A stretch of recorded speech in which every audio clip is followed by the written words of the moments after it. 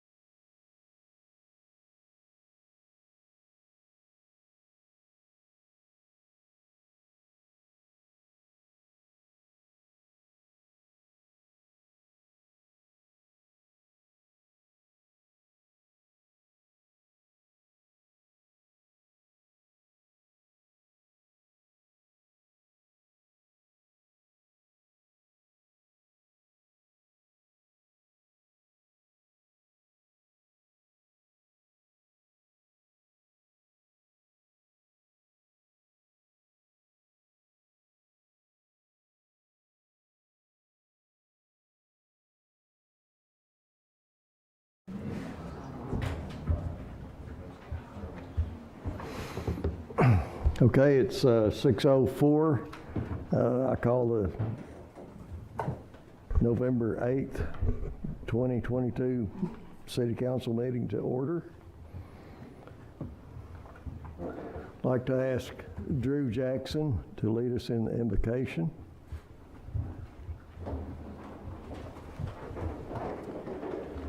Pray with me, please. Father God, we are always so grateful to have the opportunity to serve our community. Lord, we just ask that you give us the wisdom and knowledge to do it well and in your favor and in your will. It's in the name of Jesus I pray. Amen. Amen. Steve Brittenham will lead us in the flag salute.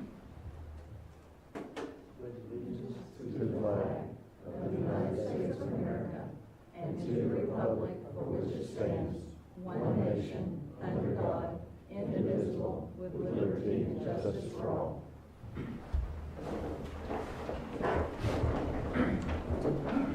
All right, Cindy, would you call the roll? Councilmember Brittingham. Here. Councilmember Miller. Here. My microphone's not on. Councilmember Morris. Here. Vice Mayor Shear. Here. Mayor Gruby is absent. Okay. Next up, or the first up, is a citizen's comment. And we have Mark Massetti Miller. I may not be right on that, but come on up. And Mark, would you spell your last name for us? Sure. It's M-E-S-I-T-I-Miller, M-I-L-L-E-R. Okay, thank you. You're welcome. Thank you for inviting me up. Vice Mayor Scherer, council members. My name is Mark Massetti Miller. I'm with Sustainable Durant, a new organization in town. And I'm just here to invite you to our next two events. This Thursday is a fashion show and craft show at the library. It starts at 5:30, doors open 5:15, show starts at 5:45. I'm not exactly sure the procedure for handing this out. Can I just set on the days here and make it? And I'll leave the other one here as well. And the second event will be in January. It's titled Green Jobs Are Growing. It'll be a sort of a job fair, career fair. So there's a couple of flyers there, one enough for all of you and one for the record. And so I'm going to take off my Sustainable Durant hat for a minute and just tell you I'm a citizen. I live on Elm Street, and I just wanted to thank you for finishing the bike lane striping on 5th and 6th. I'm a cyclist and a walker, and it's really nice to have a safe place on the street to ride. So I just wanted to extend a word of thanks to all of you. And that's it. Thank you. Okay, thank you.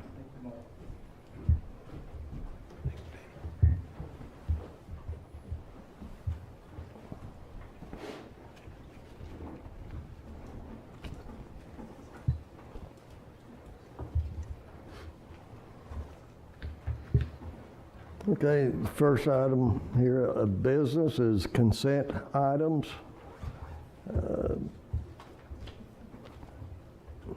Do we have any council members that would like to remove any of the items from consent?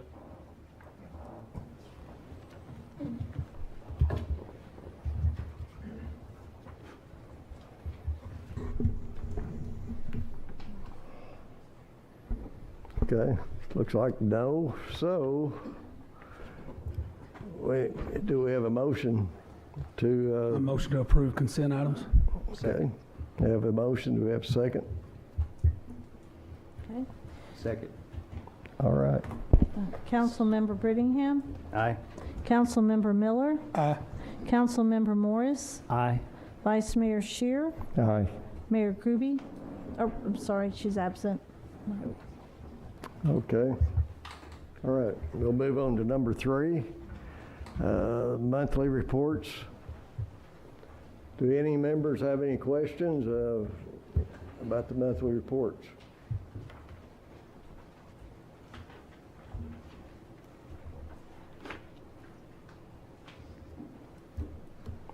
All right, we don't have to vote on this, do we? No. Okay. Looks like there are no questions, so we'll move to number 4, administration. A is Discussion, consideration, and possible action on Phase 1 of the final plat request for property located near South 9th Avenue and Rodeo Road, PC 2022-23. Drew? Good evening. Thank you. As you said, the first one that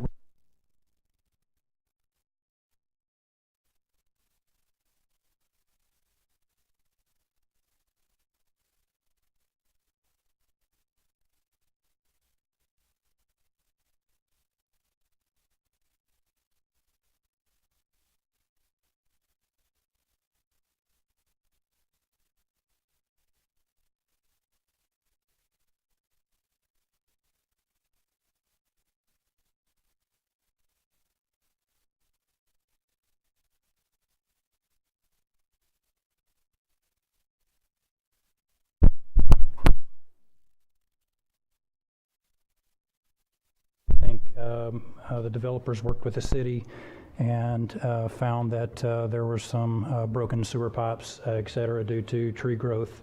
Those have been replaced, repaired, et cetera, and I think it's functioning properly. At least that's the rumor at this point. The second was the drainage. I believe that issue has been resolved as well in terms of the engineering. So the applicant is here, and he can speak to that, but I believe that engineering required 2 different detention ponds, and I think there are plans for 3. So that should take care of those issues. Again, I'm here for questions, and so is the applicant. Drew,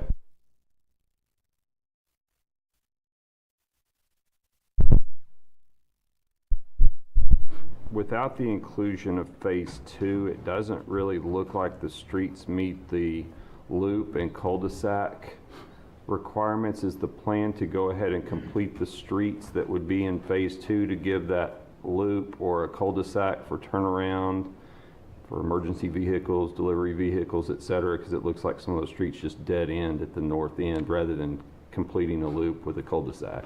That's a good question.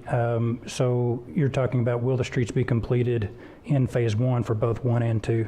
Yes. If it's appropriate, I'll let the applicant speak to that.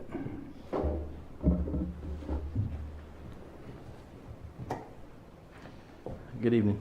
The streets are 100% completed, Okay. so. And I appreciate that. It just Yeah. wasn't clear from the map because the Phase 2 Yeah, was sort of right. grayed out. And No, so as good long as- question. Okay. Yep. Thank you.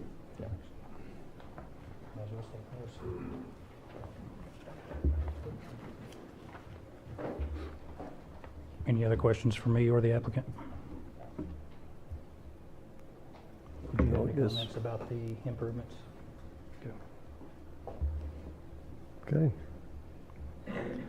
Well, looks like we need to vote on this, so do we have a motion? I'll make a motion to approve Phase 1 of the final plat request for property located at South 9th Avenue and Rodeo Road, PC 2022-23. Do we have a second? Second. Okay, Cindy? Councilmember Brittingham. Aye. Councilmember Miller. Aye. Councilmember Morris. Aye. Vice Mayor Shear. Aye.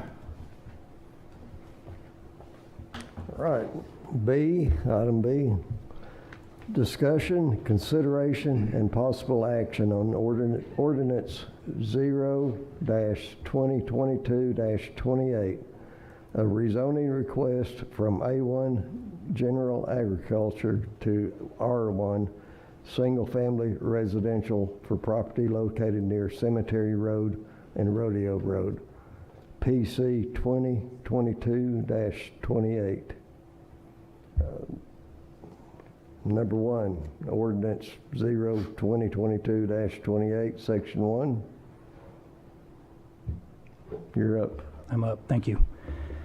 I would like to note that B and C are related, so it would be difficult to talk about B without referring to C. So the one that we're hearing at the moment is a rezoning request from Ag to R1. This is a 5-acre tract. The intent is to be converted to a PUD with 9 rent homes. The applicant stated that it would meet sidewalks, streetlights, et cetera, that's required from R1. There would be a private drive Again, this is a portion of the PUD, private water, private sewer, et cetera. I think staff had some comments, but that's on the PUD. There was a letter in opposition. Again, I think the letter was probably addressing both. The Planning Commission heard both together, so my information came together, so I'll do my best to separate it for you. I believe the applicant is here, if you have questions for him too. Okay. What was Planning Commission's thought on the rezoning? So again, we heard both the rezoning and the PUD together, and our motion was for them together, which was a denial. There was some discussion about rezoning, although that wasn't the focus because we heard them together. I think the PUD really took over in terms of focus, so we didn't have a separate recommendation for the rezoning separately. But if you have more detailed questions about what discussion was, I'll be happy to answer that. Section B of the agenda specifically addresses the rezoning. I went back and watched your meeting and also looked at your agenda, and as you stated, both of those were put together. So you didn't really pull out the rezoning. The applicant submitted two different requests, application requests, one for rezoning and one for the PUD, the planned unit development. Is there any issue looking at the rezoning alone, rezoning that particular property from A1 to R1? I don't know that there, and Tom may be able to speak to this as well, I don't know if there is a legal issue. I think we look at precedents in surrounding areas. So obviously there is R1 that was granted maybe 2 years ago across the street. However, this is in the middle of 5 or 6, I can't remember off the top of my head, 5-acre tracts. This is a 5-acre tract in the middle of others. So in terms of continuity, it certainly would be somewhat different. However, R1 is kind of the natural progression from ag to residential. So I would think council would probably have an argument to either direction. Okay. I asked that because I've heard that multiple times, that that's the natural progression from ag to residential. So that's all I had. Thank you, Drew. Councilman Brittingham, I haven't really looked at that issue other than to say, I think that is a natural progression, and these are clearly lots, but I believe there is a platted subdivision there of which the red marked area in the subject property here is lot 4 of about 6 that are in that subdivision, if I remember right. So if the council approved a residential rezoning, which may be appropriate, you would be approving one lot in the middle of 6. Again, that may be appropriate, but that's what the effect would be. So follow-up question. Where does it say in here that this is part of a platted subdivision? I mean, I see the drawing up here. I'm asking you because I don't know. I think from my standpoint, it's just from recollection. I remember when this was divided, and I think the legal description is Lot 1, 2. At least that's how it was labeled as it was presented to us. I think it's a final plat. Oakey Acres is the name of the subdivision, and I believe there's around 6 lots to that, all of which are visible there, and this lot is Lot 4, so I think they're numbered from north to south, and there's about 6 lots.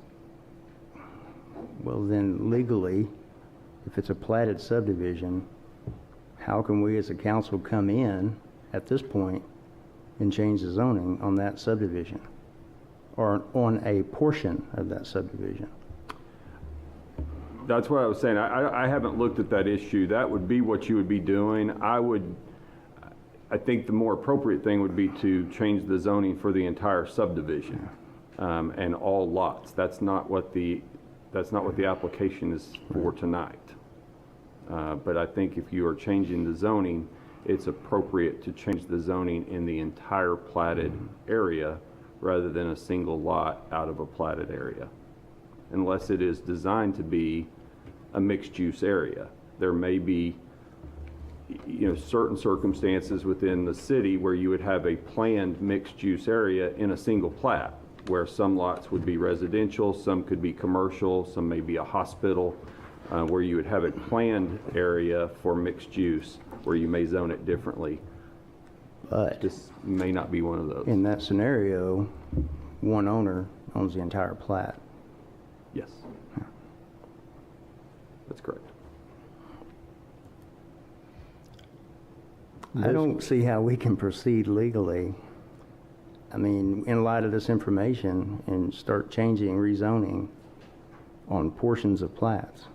So, and this may bleed over into the subsequent discussion, but it's part of why you plat an area, is so when a property owner goes to purchase their lot, they can look at the plat and get all the information they need to get about that area. They don't have to go to the courthouse records and get all of the easements, all of the other things that may be associated with a piece of property, because it all should be there in the plat, including the zoning.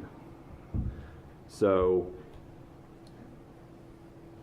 I believe you're correct. If you're going to change something about the platted area, it needs to apply to the entire platted area, so that a subsequent purchaser can go to the plat and see everything they need to see about those lots that are within that platted area. And this would frustrate those efforts.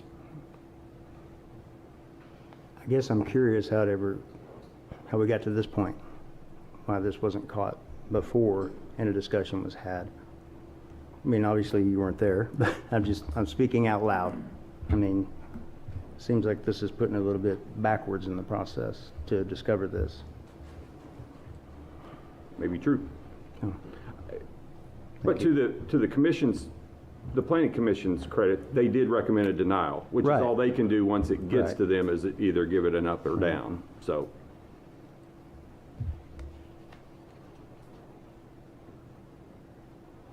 Just for my curiosity, are all of these lots owned by the same? They are not. They're not. They're owned by different people. All different people. Yep. I'm really not comfortable voting on this as stated, to be honest with you. I did pull up that plat, not knowing it was a subdivision, just seeing 5-acre tracts, and every one of the properties it lists individual owners. Individual owners. And by the way, there are other areas out there that look exactly like this on an overhead map that are simply separate 5-acre tracts. And I don't think either one of these issues would be an issue if those were just separate 5-acre tracts, but they're not. They're part of a platted subdivision.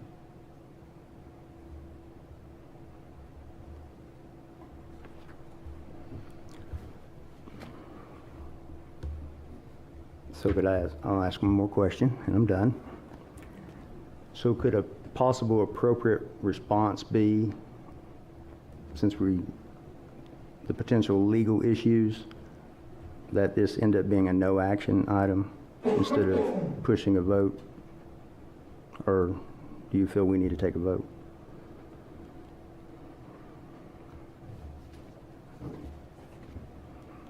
Because I don't think this is something that can be corrected if it goes no action and back to planning commission and have something amended. This is something that you're still trying to change a lot within a platted subdivision, the zoning and the use. That's got to be done through a replat or something to that effect. And so I think a vote is appropriate. Thank Because you. it's not something that a no action may be able to correct. That's my thought. Okay. I believe we have someone would like to speak. Okay. Yeah, I'm Dustin Wolf. I'm the developer of this project. I was just going to try to give a little input about the questions y'all are asking. The thing that I do know is there's no deed restrictions or covenants on that subdivision, which would restrict multiple houses or anything. There's none whatsoever. So I do know that much. As in the law, I don't know. But I do know that much. I know you can do lot splits on a single lot within a subdivision, so I do know that too. So that would be changing the plat also of a full subdivision. Those are the things I do know. I'm not sure about, I don't see why you couldn't, but I'm not an attorney, so. That's why I keep looking at him. And Mr. Wolf, those are really common things to think about. I will tell you that regardless of, well, in any platted subdivision, if you've got a platted lot, you can only have one structure on that lot. So there is a prohibition, even without deed restrictions in that subdivision. There are ordinance restrictions on, even though those are 5 acres and they have plenty of room for more than one house, you could not go out there and build and get permitted to build more than one house on that. So you couldn't build a house for you and a house for your mother-in-law. Maybe 5 acres isn't big enough for a house for you and your mother-in-law, but you couldn't build 2 houses on that 5-acre tract. Now you might be able to replat it into 2 different lots. That would permit, as long as you could meet the other requirements on street frontage and things like that. So that issue, you can't build more than one house, more than one structure. So you would have to replat it. We no longer do lot splits. The state law and our ordinance don't permit a lot split, so you have to replat that before you could build multiple Or you could have structures. multiple lots and make it one, Yeah. which is That's right. similar. Yeah, So there is an ordinance saying you can't build more than one house on a platted lot? that's correct. Okay. That's correct. So you'd have to own the whole subdivision to replat? There are instances in which you can replat a lot within a platted area, that's which what is a we're way trying to, but you have to meet certain requirements, and I don't know, I can't comment as to whether this would meet those Well, requirements, but that's what that's we're- not what this does. Oh, you're talking about the zoning or the PUD? The Plat. essentially the PUD. So it doesn't replat the lot? No. Okay. I guess I have nothing else to say right now. Thank you. Mr. Markham, would it be fair to say that since this is agricultural, he's required 5 acres for one structure? So even if he did a replat, being that it's a 5-acre tract, he'd have to have a rezoning Unless it to have was additional? yeah, that's So correct. that still would not solve the issue in this instance, correct? That's correct. Okay.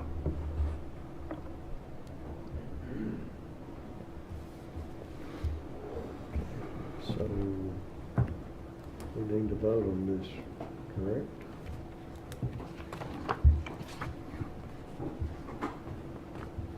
Do we have any motions?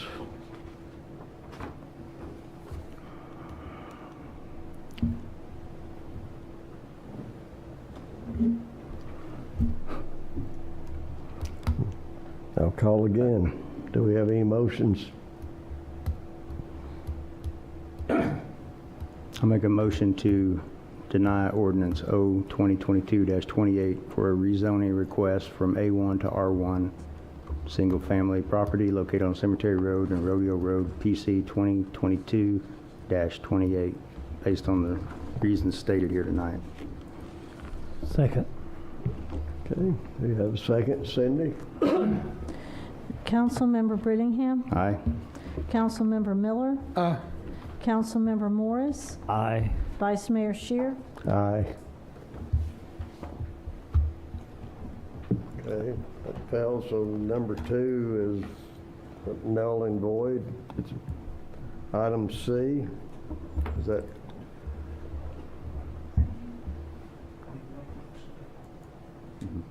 Okay, No.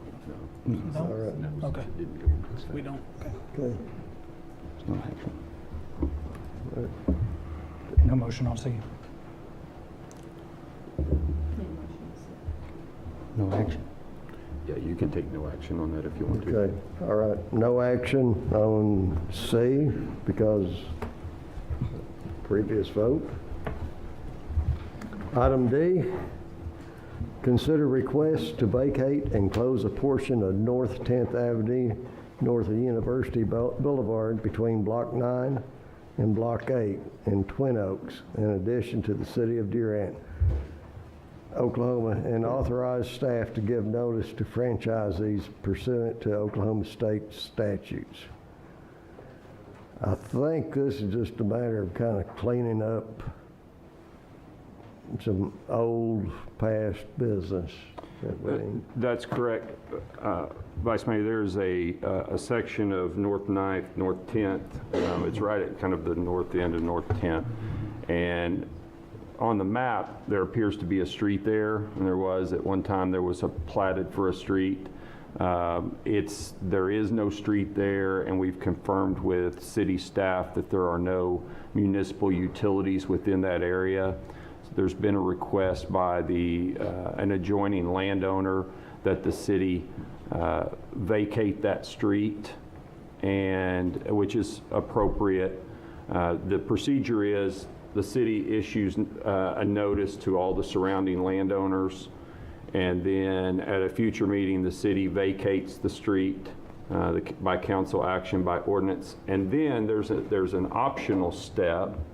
The adjoining landowner or landowners then have the option of pursuing a foreclosure in district court. And if they choose to do that, the district court judge can then foreclose the city's right to ever open that street back up, and it returns title to that area to the adjoining landowners. I think that's the intent here, and that's probably appropriate in this case. But as far as the city goes, the action item tonight would just be to authorize staff to issue the notices to the surrounding landowners. And then at a future council meeting, once that's done, then there will be an ordinance before you to vote on to close that street. So the action item tonight would just be to move to approve city staff giving notice to surrounding landowners to close that street.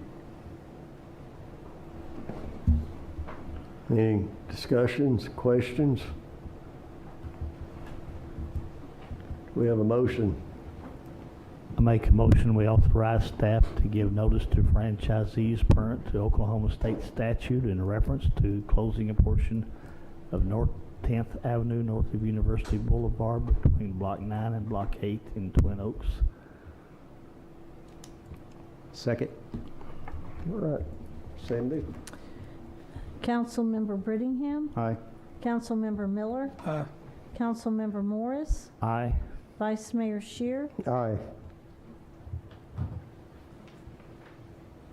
All right. E, proposed U.S. Department of Transportation 2022 Strengthening Mobility and Revolutionizing Transportation.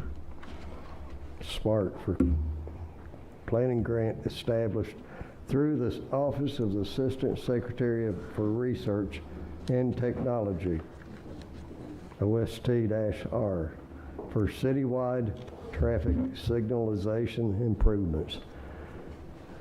I believe you're up. Yes, sir. Thank you. Good evening. About 2018, there was a consultant that worked with the City Public Works Department and created some conceptual drawings for our intersections within the city and presented a proposal to upgrade for $1.7 million. Well, of course, we don't have that kind of money laying around, so those plans were set aside, and now there is a new federal grant through the U.S. Department of Transportation, and it is called the SMART grant, and it's about strengthening technology and for upgrades. The very first thing we have to have is a plan that would be approved, and that would be phase 1.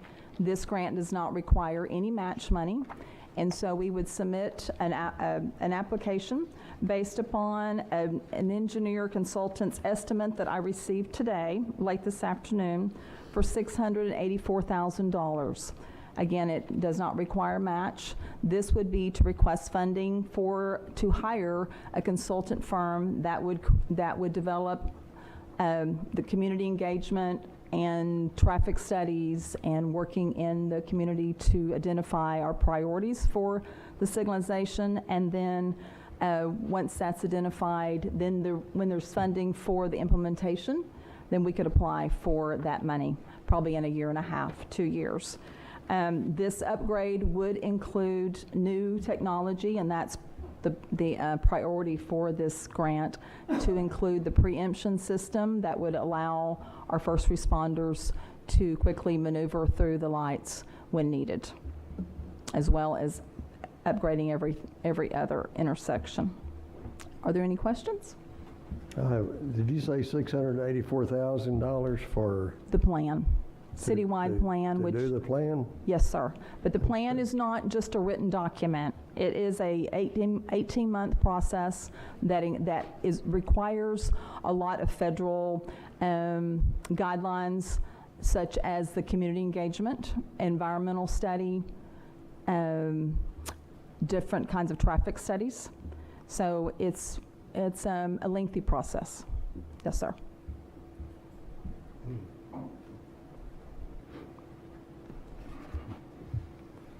Questions, discussions? That's just for the plan, no hardware or anything? That's right. Yes.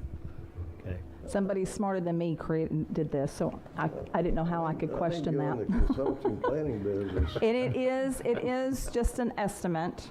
It doesn't mean that we would hire the firm that provided the estimate. We would have to go through the proper procurement at that time. But for the grant, for the plan for the grant request, this is what we'd utilize.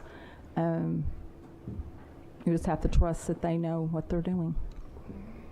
So does the $684,000 figure you quoted need to be incorporated into any 1, 2, or 3? Is it incorporated into 1, 2, or 3? When motions are made. Well, I did not, because I did not have a dollar amount when this agenda was created. And so what I'm asking for tonight is support of the project and to submit the application. And once again, since it does not require any match, I did not put an item on there to approve any resolution that had the match. Okay? Thank you. And that amount of the $684,000 is now in the resolution that you have, because I had to leave that blank.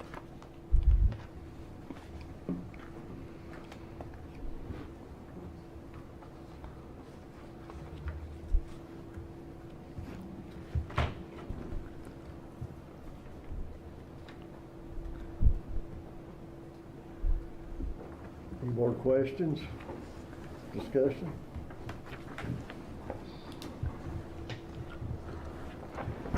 We need to vote on this?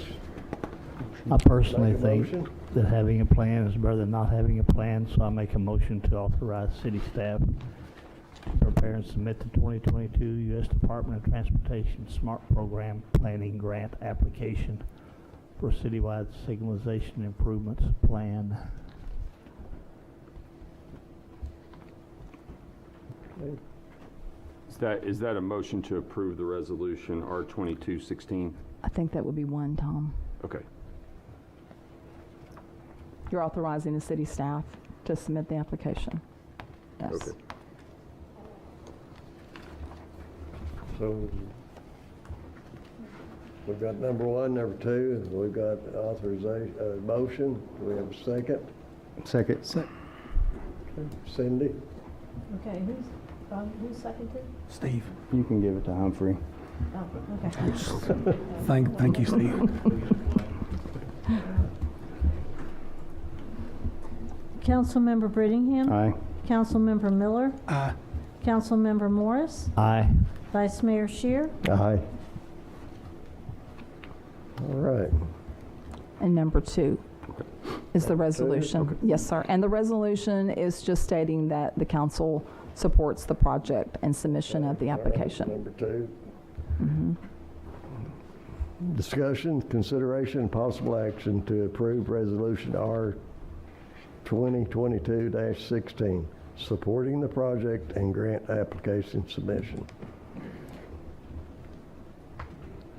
Do we have a motion? Make a motion to approve Resolution R 2022-16, supporting the project and grant application submission. Second. Cindy? Councilmember Brittingham. Aye. Councilmember Miller. Aye. Councilmember Morris, Aye. Vice Mayor Shear, Aye. That brings us to number 3. We have to authorize the mayor, vice mayor, or city managers to sign grant-related documents as required within the grant guidelines. Do we have a motion? I'll make a motion to approve item E3. Second? Second. Cindy? Councilmember Brittingham, Aye. Councilmember Miller, Aye. Councilmember Morris, Aye. Vice Mayor Shear. Aye. Okay. Okay, thank you. I think you're still up. Yes, sir. Okay. Yeah. Item F, proposed Oklahoma Department of Transportation 2022 Transportation Alternatives Program, TAP, grant in the amount of $673,600 to continue the Rails to Trails project. Okay. I need to make a Scribner error report. I was trying to put this together during the storm Friday afternoon, and how I missed my math. But instead of $673,600, the grant request would be $674,080. And you have an updated cost estimate that Cindy put at each of your stations. Okay.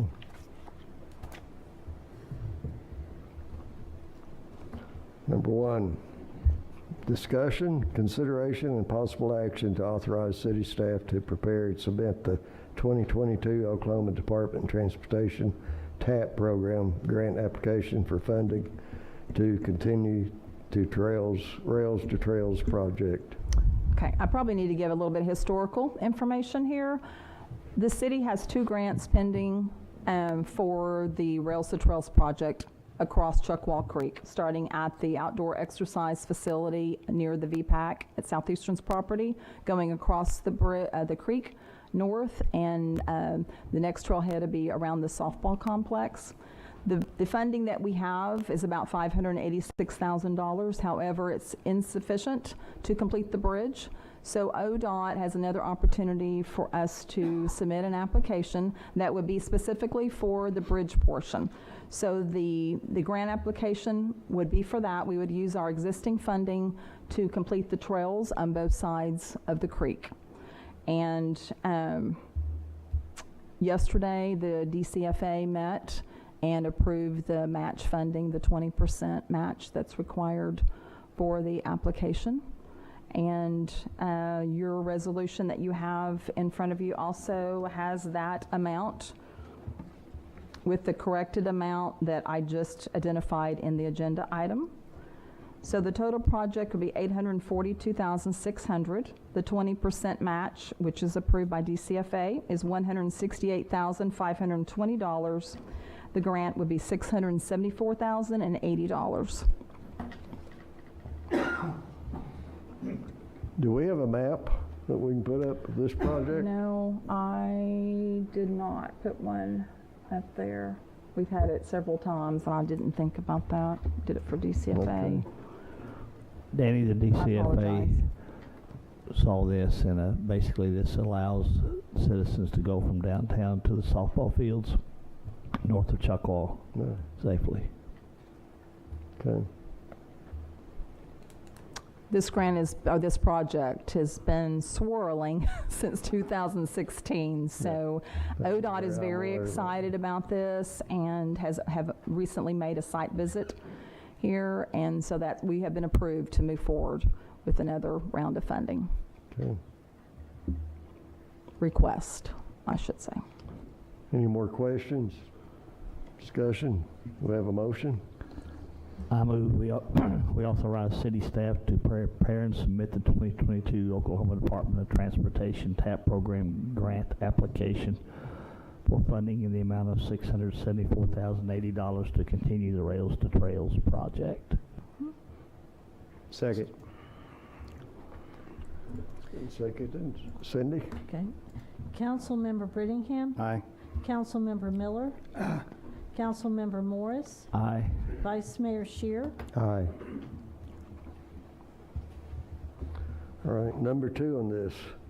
Discussion, consideration, and possible action to approve Resolution R-2022-17, supporting the TAP project, grant application submission, and 20% local non-federal match in the approximate amount of $168,250. Yes, sir. That is correct. No, sorry, 520. So, 168, right, 520. yeah. Yes. 168, 520. Yeah. Okay. And that's what's in your resolution. Any discussions, any questions? Do we have a motion? Make a motion to approve Resolution R 2022-17, supporting the TAP project, grant application submission, and 20% local non-federal matching in the amount of $168,520. Yes. Second. Cindy? Councilmember Brittingham. Aye. Councilmember Miller. Aye. Councilmember Morris. Aye. Vice Mayor Shear. Aye. Okay, Thank thank you so much. Thank you. Okay. Do we have any new business?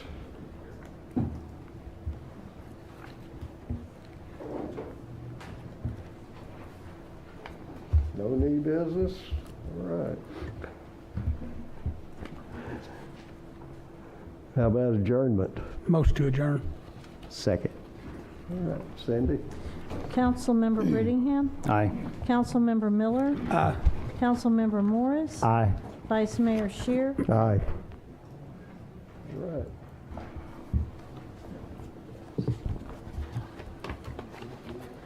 I think we're done.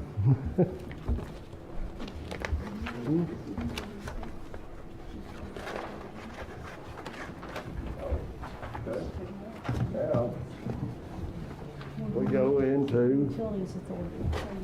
Are you ready? Durant City Utilities Authority. We're not done. Okay.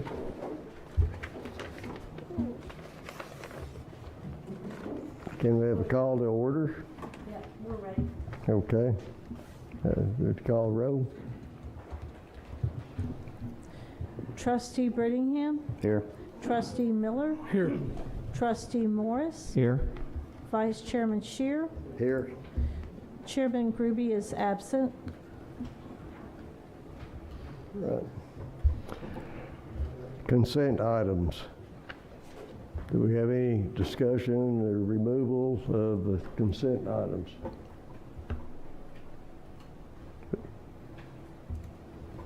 All right. Do we have a motion to approve Motion consent? to approve consent items. We have a first, a motion and a second? Second. Okay. Cindy?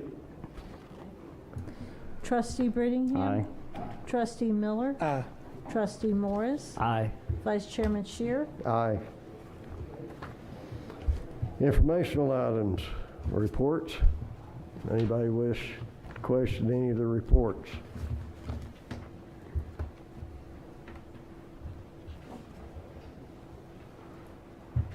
Nope. We went into it. Okay. No administration? Is there any new business?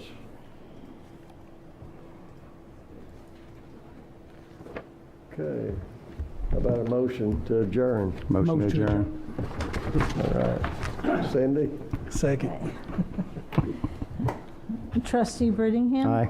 Trustee Miller. Aye. Trustee Morris. Aye. Vice Chairman Shear. Aye. Okay, we've adjourned from the Utilities Authority, and we're going to move on to the Durant Airport Authority.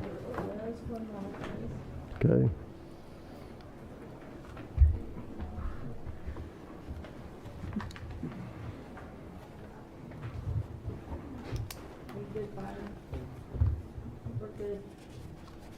Okay.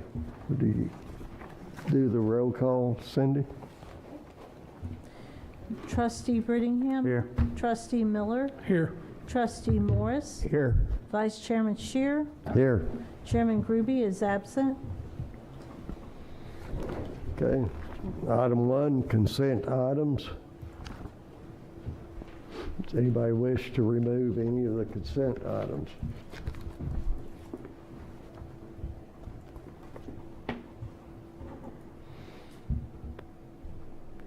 Okay, do we have a motion to approve the consent items?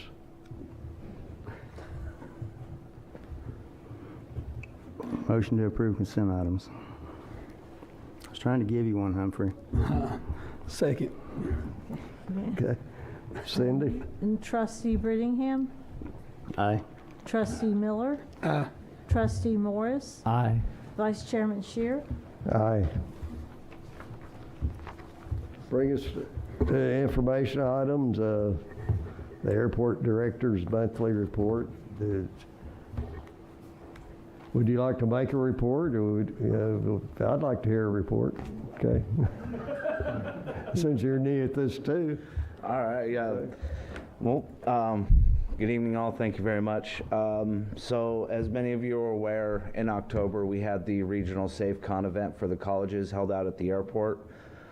We had 6 total colleges in attendance, including Southeastern. So we had OSU, Texas State Tech, LA Tech, and Laterno University, as well as Delta Tech out there. This event went off fantastic. Had great weather for the event. Everything was done safely. The staff out at the airport, they functioned fantastically with the fueling. They had to make several special trips down to the college campus area to fuel the aircraft down there. We're able to move around a lot of moving aircraft very safely, so we had no incidents at all, which was fantastic. I did make a slight change to the monthly report, as I'm sure many of you are aware. With this one, I did try to include, as previous, the difference in the cost of fuel from 2021 to 2022, what our difference, or our average price per gallon was that we bought fuel for. As well, I also wanted to include and show the increase in gallons sold between 2021 and 2022. So as you could see, in this year in October, we sold 3,396.36 gallons of fuel more than what we sold in 2021. And then for Jet A, we sold 10,796 more gallons versus what we did in 2021. We also had 282 total sales for the month of October versus 152 total sales for the month of October in 2021. So that just kind of goes into showing how we are continuing to grow at that airport, and just you know, a lot of it is the customer service that we have out at the airport. Our staff is fantastic out there. They're meeting the aircraft once they land. They're talking to them on the radios. They're, you know, the small amenities we're offering out there now. We're trying to do lemon and lime infused waters that we offer to pilots coming in. We do the popcorn, as I'm sure you're all aware, stuff like that. And believe it or not, it is these little things that do keep a lot of these pilots coming back. We are constantly getting compliments about the state of the terminal, how we keep it clean, the services, and everything else. So, and we have a lot of people that are coming to Durant versus going to GYI, even though GYI is a larger airport. They're choosing to come to Durant over that simply because of the services offered. That's North Texas Regional. I apologize for that. North Texas Regional. So, and with that, I'll stand for any questions. Or is the lab cart functional? So yeah, we are just waiting on the cleaning agents for it, and then we are currently still waiting on First United's jet to get in as well. But all of our staff are trained on the lab service at this point, so I will be working on getting a amount that we'll charge for the lab service to be offered, and we'll get it published up on our sites and everything else that we do offer lab service. We have all the proper protective equipment as well, the gloves, the face shields, the gowns that we'll need to wear when working with that, but yes. Good. So I wanted to add something here also. As you all know, we have the Economic Development Office that's been out at the airport for about a year and a half now, I believe. We Right. have hired or we've offered the job of Economic Development Director to someone. That office will be pulled back into City Hall in order to give the Pilots Lounge back to the pilots at the airport. And have you looked at Vertower today? Do you know our numbers? No, I had it up in my office, but I failed to look at what we're currently sitting Pretty at, but- impressive. So for the month of November so far, 841 operations at our airport. And today is just November the 8th. We've had Vertower in operation since mid-April. Is that Mid-April, correct, yes, Paul? ma'am. Yeah. That's correct. 30,396 operations. It's very impressive, especially for a field without a control tower. Correct. So, What's considered an operation? Just So that's any landings or takeoffs at the airport. We also have it to include every time Air Evac lifts off of the ramp too. So they have a geofencing around their pad, so they can sense when Air Evac takes off and lands back at the airport. But that's what's considered operations. I've seen a guy, just for my information, a guy running around out there in one of those little powered paraglide wings. Is he a private guy that lives out there, or does he stay out of the traffic? So that's actually Paramount Motors is they do flight instruction out there for those. So you can come out and, he'll help get you set up with all the equipment you need for it and get you going on how to properly and safely operate those, as well as make sure you're following with the FAA guidelines for that restriction on those. You think they'd take Humphrey? You need a pretty good size one to put me up there. I'm sure they could. And 2 parachutes. They offered me, so if they can take me, I get. So. Josh, I think you're doing a great job. I've seen a lot of jets come and go, and I'm really happy with the state of the airport, and I think we all are. Thank you, sir. We're doing our best. What's your current staffing level right now? I'm sorry, sir? Your current staffing level? At this point right now, we are just lacking 1 line service position, but we have, what is it, six total staff right now, 3 part-time, 3 full-time. We got 1 more line service position that we are currently waiting to hire for. We just got to get the applicants in and stuff like that.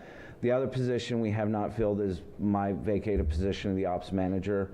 Again, we're trying to determine how exactly we need to move forward with that position. I've got some thoughts on it that I'd like to bring before, but we're trying to get everything kind of settled back down after the changeover at the airport and get all the new staff. We also did get our new admin assistant hired out at the airport, so we have a new line service that I've been working on getting trained, as well as a new admin. So.